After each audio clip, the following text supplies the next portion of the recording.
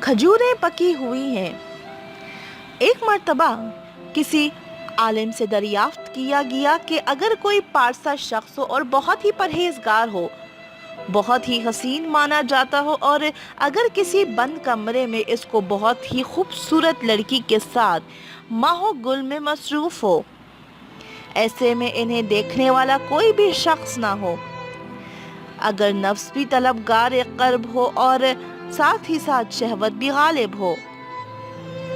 معقول الف کے مطابق کھجوریں پکی ہوئی ہیں اور باغبان روکنے والا نہیں۔ کیا یہ ممکن ہے کہ ایسی حالت میں پرہیزگاری کی وجہ سے بچا رہ سکے؟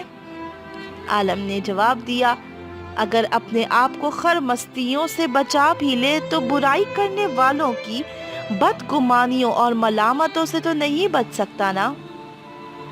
حاصل کلام، انسان اپنے نفس کی برائی سے بچ بھی سکتا ہے مگر مخالف کرنے والوں کی باتوں سے نہیں۔